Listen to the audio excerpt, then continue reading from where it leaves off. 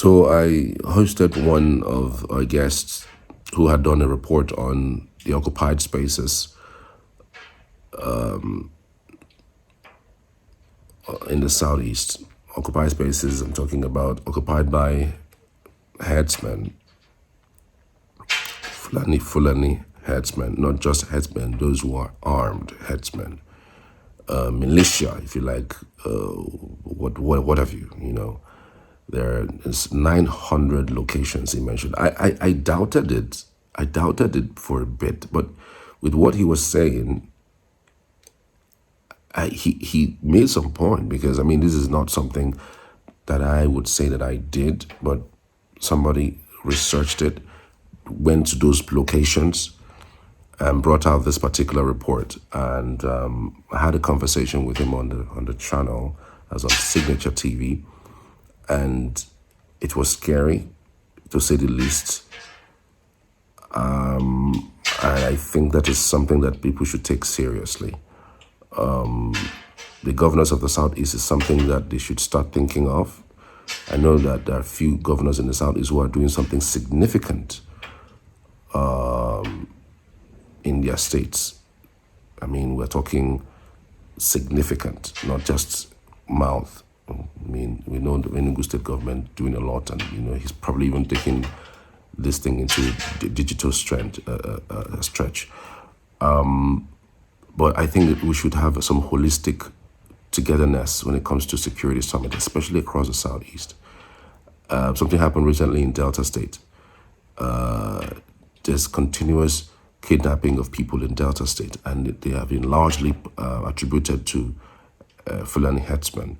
Even though I know that all of the kidnappings are not done by Fulani Herdsmen, but they are largely by Fulani Herdsmen. At least we can tell that the one that happened in Enugu State, the kidnapping of the young girl and other persons, was done by a native doctor. And so beyond native doctors and criminality of people kidnapping people, we know that there's also a menace of the herdsmen invasion, as the case may be. Having said that, I believe that there's something that can be done. We haven't exhausted all of our arsenals, all of our thoughts about what we can do in making sure that this threat goes away. It's good that the bill has been sent to the House through the Enugu state government, but there's more, because we've had a bill. In fact, we have a law in Enugu under Ogwai when the Nimbu massacre happened. We had a law that banned the grazing of cows in Enugu state, but today, people are still grazing cows around. People are still moving cows around. People are still doing that. Yes. So whether the laws, the bill or the law, when it finally gets passed, will make anything change drastically, I doubt it. We've always had an issue with implementation of our laws. So I'm wondering who is going to enforce the rule or the law when it comes out. The same police? Does the state have its own police? Because of course, the police works under the president. And if there's governor says, this is what I want, and the police have to take excuse from the IG to do something, it's going to be difficult to do that. So you wonder, where this is headed. Let me just play the interview, part of the interview that I had with the man who says that he has information about over 900 locations of these people around the Southeast. And also let me know what you think. I'd love to hear from you as always. Is it okay? Okay, so I can hear you. Can you hear me? I can hear you clearly. Okay, so good morning. Thank you for joining us. I mean, straight to the point, there's a report that is out there stating there are 950 places occupied by strangers across the Southeast. How true is this, and how did that report come to the fore as to, were these places visited? I'm trying to just find out really whether these places were actually visited, and if truly these places are occupied? Of course, the report is authentic. And if you look at the background of the report, it wasn't just conducted. I mean, the research and investigation wasn't just conducted. It has patterns and trends. It has been systematic and consistently reviewed. If you look at the introduction part of that report and trying to answer your question, you will see that these locations were not there from the time immemorial. They weren't there. The, such locations started after June 2015. That was when they became noticeable. And by the way, we have been following up what is going on in the southeast, south or eastern Nigeria, at least since 2010. So, their patterns and trends, the identities of those involved, their sponsors, and what have you. So, we are in the know of what is going on. So, going straight to your question and trying to answer your question, yes, the answer there is that yes, it wasn't. It was a detailed report. I'll give you an instance. By 2015, there used to be very skeletal number or minutest number of such locations in Igbo land or south. Therefore, in 2009, by 2019, 139 locations were identified. What I mean by locations, who are those people masterminding the locations? The jihadist Fulani Herdsmen and allied others. We noticed that in 2019, by 2019, the number began to grow to the point of 139. If you look at that report, you see the breakdown. I think Enugu had 52 then. Anambra was involved, Kusi, Imo was there, Abia was there, but it was there. Igbo Delta, that is Igbo part of Delta. And locations were noticed. The Igbo part of Benue, Igbo part of Kogi, and all that Igbo part of rivers. All these things were mentioned, included in that 139. No, all right. By 2003, let me give you the number so that you understand, so that we can capture your question correctly. You ask whether those things, the figures were manufactured or whether they were, visited upon or, done in detail. So by 2020, that should be around mid 2020, the number increased to 350. By 2021, May 2021, the number alarmingly doubled, 700. And the 700 included those non-Southeast Igbo, ancestral Igbo communities locations. And we attached that report in this particular latest report. If you have gone through the report we attached, the link we attached, you will see the locations, communities we are mentioned. Locations in several communities we are mentioned. So the research work was done in detail. It's not just a kind of abracadabra. So it's a detailed report. Thank you. All right. The report, did it also say how these people are occupying these places? Do they come in and buy land and occupy these places? Do they come in and just find a land somewhere that is empty and they occupy these places? Do they displace the owners of these land when they occupy these places? I'm specifically talking about the Southeast. I think the whole thing is beginning to unfold. I will not mince a word by saying that those Fulani Herdsmen were not alone. They were aided using state structure In fact, there was this popular saying that when you want to refer, categorize emergence of democratic government and their haste in Nigeria, so critics, international critics, have labeled the emergence of retired Major General Muhammadu Buhari as the Fulani Estate power conquest of 2015, just like you have Boko Haram uprising of July 2009. So they were not on, they were just, there are so many dimensions. In 2015, after the reference person became the president, there was an arrangement, a decoy arrangement, a disguised arrangement. I think if you are very conversant with federal government pronouncement, you would have seen where they recently mentioned that there are in possession of the number of forests in Nigeria, and that is 11,129 or thereabout out Nigeria.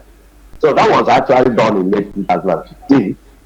Incidentally, it was carried out by Nigerian Army. They said they want to do forest map, nationwide forest mapping to be able to determine or tell the activities of Boko Haram there.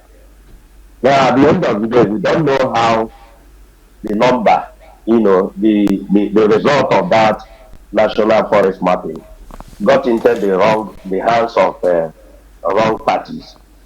And one of the parties is using that number today. In this mapping, it's in religious and communities, inter-religious communities, tribal, and what have you, are all captured. But it was a classified this thing, which was declassified sometimes somewhere by one of the members somewhere in 2019, and we were privileged to be in that particular meeting. So that is to answer your question that it didn't just move. Let me tell you four categories of that operation. We started with that forest mapping I told you. After that, by early 2016, there was a strong suspicion of state security forces protected movement of the Fulanis. They started moving southward, middle westward, and what have they. And now we carried out investigation and noticed that wherever you have major military checkpoints or military or other security forces, especially mobile police or what have you, formation, there is likelihood of Fulani Herdsmen roaming around that particular area. That was the first discovery. We visited several places in the southeast, like Ogwe, Asa, Ogwe, and what have you, Okwa West and Okwa East in Abia State, near, what do you call this barrack in Owerri? Is it 34, not 34, is it 14 brigade, 34 brigade, OBs, they are there. We also visited Ohafia, near 14 brigade Ohafia, and many other places. Including maybe there was a time at a point we traveled to Port Harcourt, and we also noticed the presence of these guys near naval formation at Enugu and so many other places. That was one of the districts. Then second one, now by 2017, the pattern changed. I'm sure you are aware that the federal government then wizard armed jihadists from different parts, from Black African countries, Maghreb African countries, Sahel African countries, and what have you. They were wizard into Nigeria with the arms, and that was when the rest of the places were saturated. By 2020, there was an agreement, an alliance, struck in Niger State. Alliance by the Jihadist alliance. It was announced and written, published by many newspapers in Nigeria. So, as time goes on, then at a point, the federal government now introduced this Fulani ethnic programs and got such programs nationalized and made them mandatory. Then some federal government agricultural facilities or programs were colonized and some say Islamized. So that is that, and that was how most of these governors got involved. I'm sure you are not, it is no longer news. I'm sure you must have read February, where federal government is mandating state government to key into the so-called national ranches and what have you. So the point area this year, they announced that throughout the country, we are at then 417 ranching facilities across the country. Now, as I said, who are those people occupying these ranches? Members of the Fulani Herdsmen? No, not. So, then again, there comes this issue of, oh, you must, the dollar is not, is alleged. If you want to win the election, if you want to also win your court case, you must abide by this, put into these national programs. And that was how the governors of the Southeast got involved. But when they were approached, they started denying. No, there was nothing like that. No, we just want to do this or what have you. Now the question is just like you said, try to answer most of the issues you raised. Now another question is, there is no denying, there is no longer denial from, in fact, across the quarter, social quarter, to the effect that federal government is in full support or is aiding or even funding the designation of lands in several states for settlement of the Fulanis. You have Ruba, you have so many, if you look at that report, you see many of them. Can't remember. There is the one they formed recently.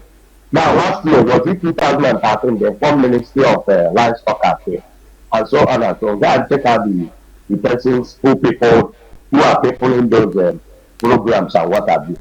Most of them are from the same religion, the same ethnic group. So, then finally, the governors by colors or direct involvement.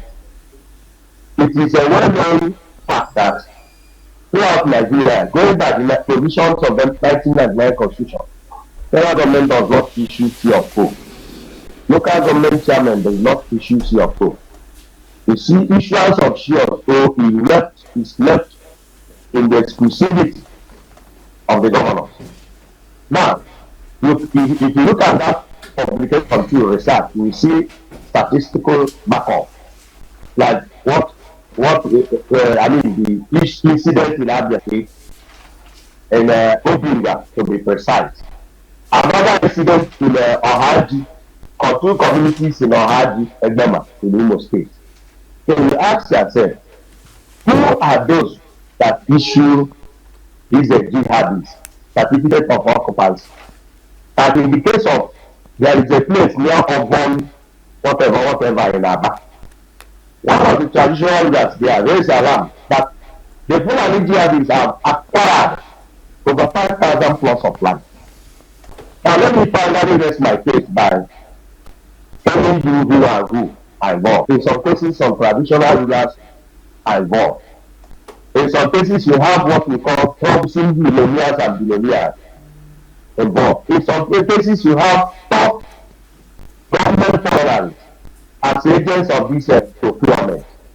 For instance, in Anambra State in 2001, the former commissioner for Homeland Security was heavily, let me use the word, heavily accused of facilitating procurement of land for these jihadis in Oka North, in Oka South, in Oyi, and many other local government areas across the state.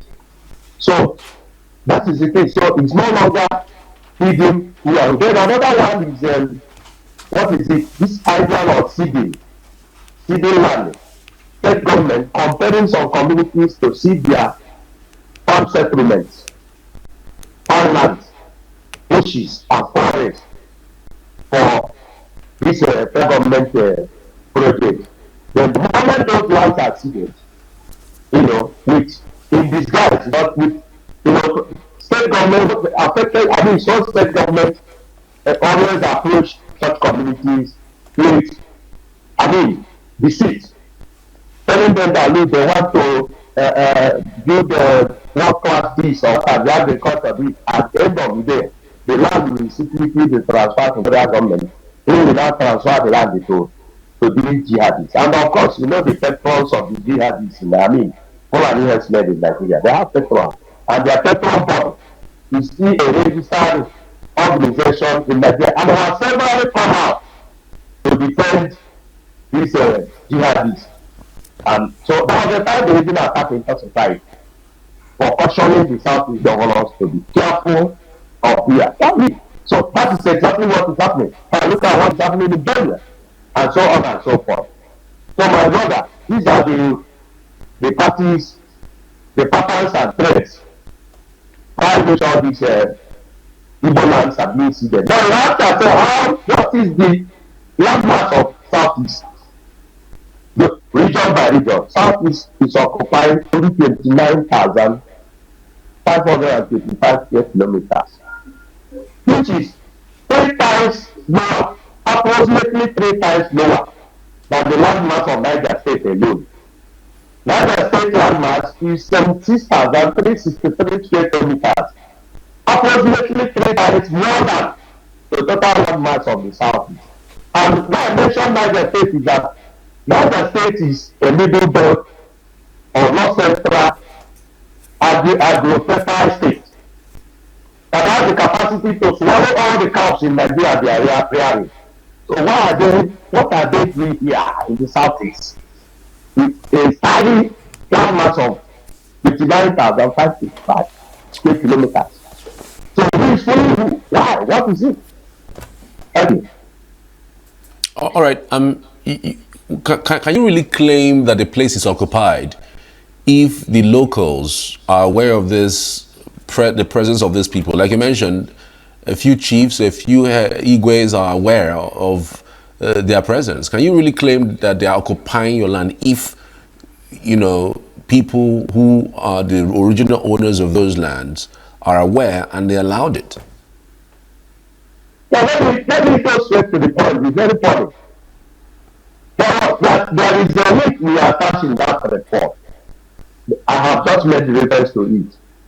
That report, that link was the link to the talk we did in 2021, and we got it released on 25th May 2021, alerting the Igbo communities and their leaders and natives on what is going on. Do you know the level of attack we received from that period? So many natives were calling us French from left, right, and center. No, some people said they have called their community, and Igbo said nothing like that. Now, 5 years later, or 4 years later, somebody went and dusted, I don't know who did it. Somebody went and dusted that particular field research. And we received more than 1,000 WhatsApp messages and email messages from concerned individuals thinking that research work was done. In fact, that was even what prompted us to go into this particular advancement, to take this advancement approach. So let me summarize your question. The truth of the matter is that going by patterns and trends used by these jihadists and their backers, including state authorities, federal state authorities, excuse me, don't identify you. I can tell you that the greater number of natives of those communities, such communities, are not aware. Why?